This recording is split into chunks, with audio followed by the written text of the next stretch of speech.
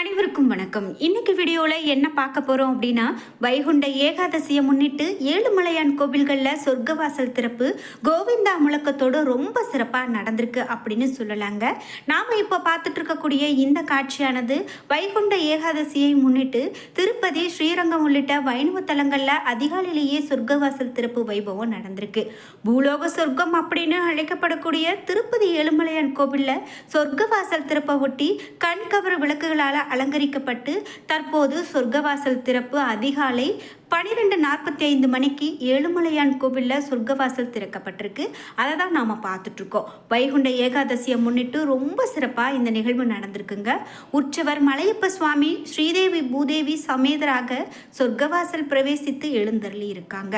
அப்போது பக்தர்கள் கோவிந்தா கோவிந்தா கோவிந்தா என பக்தி முழக்கம் எழுப்பியிருக்காங்க.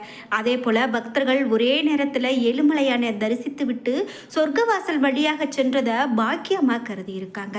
அந்த சொர்க்கவாசல் திறக்கக்கூடிய அந்த ஒரு நொடி இந்த பக்தர்கள் கோவிந்தா என எழுப்பிய அந்த முழக்கமாகட்டும் அல்லது ரொம்பவே பக்தர்கள் உணர்ச்சி வசப்பட்டு அது பரவசத்தை ஏற்படுத்தியது அந்த ஒரு நொடியில் நடந்த ஒரு அதிசயமாக பார்க்கப்படுகிறது அப்படின்னு சொல்லலாங்க.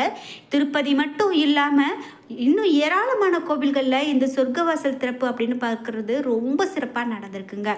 அதில் குறிப்பிட்டு ஸ்ரீரங்கம் மற்றும் திருப்பதியில் ரொம்ப சிறப்பாக நடக்கும். அப்படி தான் நடந்திருக்கு. தமிழகத்தில் வைகுண்ட ஏகாதசியை முன்னிட்டு எல்லா பெருமாள் கோவில்கள்லையும் சொர்க்கவாசல் திறக்கப்பட்டிருக்கு. ஏகாதசி அன்னைக்கு நள்ளிரவு கண் விழித்து திருமால் கோவிலுக்கு சென்று வந்தால் வைகுண்ட பதவி கிடைக்கும் அப்படிங்கிறது தான் நம்பிக்கையாக இருந்து வருது. பல்வேறு பெருமாள் கோவில்கள் இருந்தாலும் கூட ஒரு சில பெருமாள் கோவில்களில் இந்த சொர்க்கவாசல் திறப்பு அப்படிங்கிறது வெகு விமர்சையாக நடந்துட்டுருக்கு அப்படின்னு சொல்லலாம். நடப்பாண்டிற்கான இந்த வைகுண்ட ஏகாதசி 10ஆம் தேதி கொண்டாடப்பட்டிருக்கு. இப்படி நிறைய தகவல்களை நம்ம இந்த வீடியோவில் பார்த்துக்கிட்டே இருக்கலாம். வீடியோவை பார்த்துட்டு இருக்கக்கூடிய நீங்கள் கமெண்ட் பாக்ஸில் கோவிந்தா கோவிந்தா என பதிவிடுங்க. கண்டிப்பாக இந்த பெருமாளை இந்த நேரத்தில் மனதில் நினைத்து வழிபட்டு கொள்ளுங்கள். நிச்சயமாக நம்மளுடைய வேண்டுதல்கள் நிறைவேறும். நீங்கள் இன்னும் உற்சாகம் டிவி சேனலை சப்ஸ்கிரைப் பண்ணாமல் இருந்தால் சப்ஸ்கிரைப் பண்ணிக்கோங்க. கூடவே இருக்க பெல்லைக்கான மறக்காமல் கிளிக் பண்ணிடுங்க. வாங்க வீடியோக்குள்ளே போகலாம். உங்கள் வாழ்க்கையில் நிறைய பிரச்சனை இருக்குது, அதெல்லாம் என்னால் தீர்க்கறதுக்கான வழியே எனக்கு தெரியல அப்படின்னு நினைக்கிறீங்களா? அப்படி நினைக்கிறவங்க இந்த வீடியோவுக்கு கீழே டிஸ்கிரிப்ஷனில் வராகியம்மன் ஜோதிட நிலையம் அப்படின்னு சொல்லி ஒரு தொலைபேசி எண் கொடுத்துருக்கேன். அந்த எண்ணுக்கு தொடர்பு கொண்டு பேசி பாருங்கள். கண்டிப்பாக உங்கள் வாழ்க்கையில் இப்போ நீங்கள் என்ன செய்யணும், எதனால் உங்களுக்கு இப்படி தடையான பிரச்சனைகளாக இருக்குது அப்படின்னு அனைத்திற்கும் தீர்வு சொல்லுவாங்க. அந்த வகையில் வீடியோவுக்கு கீழே டிஸ்கிரிப்ஷனில் மொபைல் நம்பர் கொடுத்துருக்கேன். நீங்களும் தொடர்பு கொண்டு பேசி பாருங்க. இந்த வைகுண்ட ஏகாதசியை முன்னிட்டு நாம் இந்த சொர்க்கவாசல் திறப்பு பற்றி பார்த்துட்டு இருந்தோம். ஜனவரி 9ஆம் தேதி அன்று பிற்பகல் 12:22 மணிக்கு இந்த ஏகாதசி திதி தொடங்கியது. ஜனவரி 10, 2025 அன்று காலை 10:19 மணி வரை இந்த திதி இருக்கும் அப்படின்னு சொல்லியிருந்தாங்க. இதை ஒட்டி அதிகாலையில் சொர்க்கவாசல் திறப்பும் நடந்திருக்கு. அதே போல் குறிப்பிட்டு திருப்பதியில் ஜனவரி 10ஆம் தேதி அதிகாலை சொர்க்கவாசல் திறப்பு அப்படின்னு சொல்லப்பட்டிருந்தது. இதை ஒட்டி ஆர்ஜித சேவைகள் அனைத்தும் ரத்து செய்யப்படுவதாகவும் சொல்லப்பட்டிருந்தது. வைகுண்ட ஏகாதசி முக்கிய நிகழ்வு தங்க தேரோட்டம். இந்த தங்க தேரோட்டம் அப்படின்னு பார்த்தீங்கன்னா எப்போதுமே திருப்பதி திருமலையில் ரொம்ப சிறப்பாக நடக்குங்க. அந்த தேரை பார்க்கறதுக்காகவே ஆயிரக்கணக்கான பக்தர்கள் வருவாங்க அப்படின்னு சொல்லலாம்.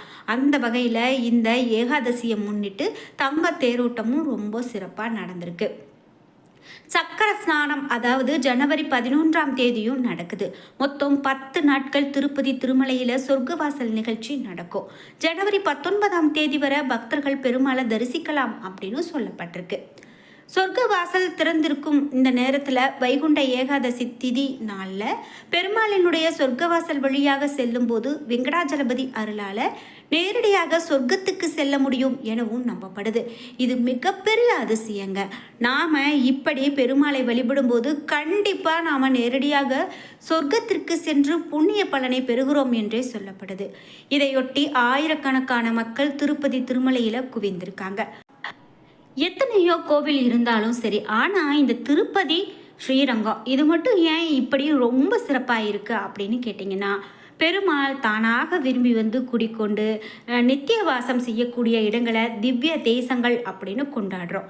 பூமியில் 105, விண்ணுலகில் 3 என மொத்தமாக 108 திவ்ய தேசங்கள் இருக்குது.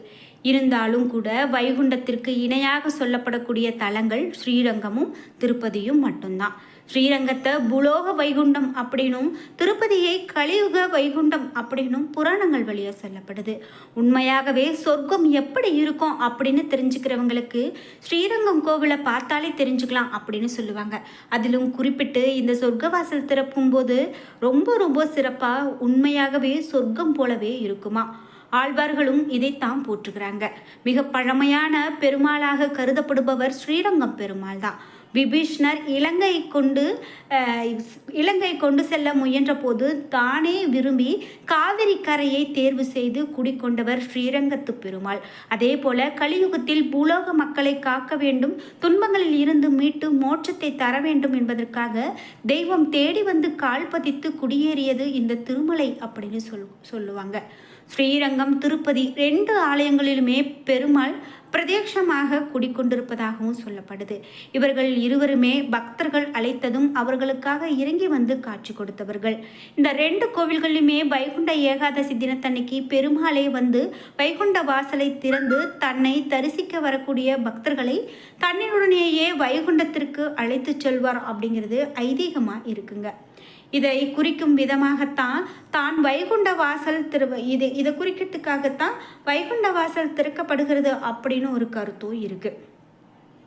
இதே போல சடங்குகள் அப்படின்னு பார்த்தீங்கன்னா திருப்பதியிலும் இந்த ஸ்ரீரங்கத்திலும் இது நிறைய ரொம்ப விமர்சையாக நடக்கும் அப்படின்னே சொல்லலாம். மேலும் இதை குறிக்கும் விதமாகத்தான் வைகுண்ட வாசல் திறக்கப்படுவதற்கு முன்பு சில சடங்குகள் ஸ்ரீரங்கத்திலும் திருப்பதியிலும் நடக்கப்படுது.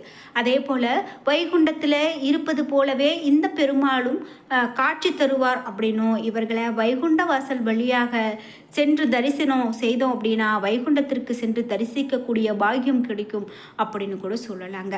குறிப்பிட்டு இந்த நிகழ்வை உணர்த்தக்கூடிய விதமாக ஸ்ரீரங்கத்தில் உற்சவர் நம்பெருமாள் பூட்டப்பட்ட பரமபத வாசல் கதவிற்கு பின்புறம் பாண்டியன் கொண்டே ரத்தின அங்கி அலங்காரத்தில் தயாராக இருப்பார்.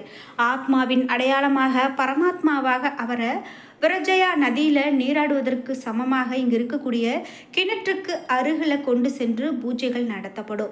நீராடிய பிறகு சொர்க்கவாசல் திறக்கப்பட்டதும் அதன் வழியாக வேகமாக வெளியே வருவார். பிறகு மீண்டும் பின்னோக்கி சென்று மீண்டும் வேகமாக முன்னோக்கி செல்வார். இதற்கு ரங்கநாதர் அரையர் சேவை என்று பெயர். சுமார் 1.5 மணி நேரம் இந்த நிகழ்வு நடக்கும். அப்போது பெருமாளுக்கு பின்புறமாக அவருடைய பரமபத வாசலை கடந்து சென்றால் அவர் தன்னுடனேயே எந்த சிரமமும் இல்லாமல் நம்மளுடைய பாவங்கள் அனைத்தையும் போக்கி நம்மை சொர்க்கத்திற்கு அழைத்து சென்று விடுவார் என்பதுதான் நம்பிக்கையாயிருக்கு. குறிப்பிட்டு முதல்ல எதற்காக வைகுண்ட ஏகாதசி என்று வருடந்தோறும் சொர்க்கவாசல் திறக்கப்படக்கூடிய நிகழ்வு நடக்குது அப்படிங்கிற காரணத்தை தெரிந்து கொள்ளலாம்.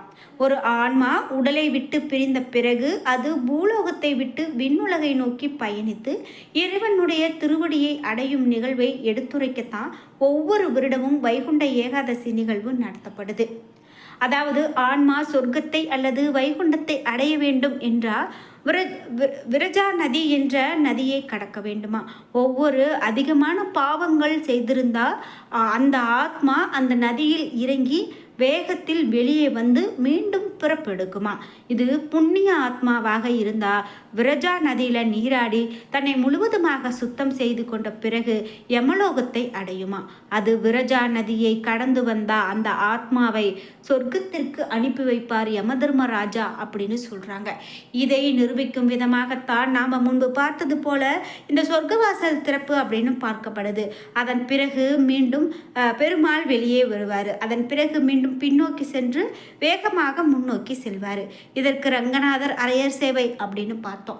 இப்படி ரொம்ப ரொம்ப சிறப்பாக நம்ம தமிழகம் மட்டும் இல்லாமல் எங்கெல்லாம் பெருமாள் கோவில்கள் இருக்கோ அங்கெல்லாம் இந்த வைகுண்ட ஏகாதசி ரொம்ப சிறப்பாக நடந்திருக்குங்க. இந்த வீடியோ பார்த்துட்டு இருக்கக்கூடிய நீங்கள் திருப்பதிக்கு போயிருக்கீங்க அப்படின்னா மறக்காமல் இந்த வீடியோக்கு ஒரு லைக் பண்ணிவிட்டு திருப்பதி ஏழுமலையானுக்கு கோவிந்தா என்ற வாசகத்தை பதிவிட்டுருங்க.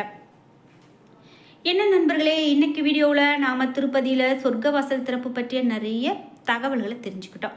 இந்த வீடியோ உங்களுக்கு பயனுள்ளதாக இருந்திருக்கும். வீடியோ உங்களுக்கு பிடிச்சிருந்தா லைக் பண்ணுங்கள், ஷேர் பண்ணுங்கள், கமெண்ட் பண்ணுங்கள். நீங்கள் இன்னும் உற்சாகம் டிவி சேனலை சப்ஸ்கிரைப் பண்ணாமல் இருந்தால் சப்ஸ்கிரைப் பண்ணிக்கோங்க. கூடவே இருக்க பெல் ஐக்கானை மறக்காமல் கிளிக் பண்ணிடுங்க. நன்றி வியூவர்ஸ்.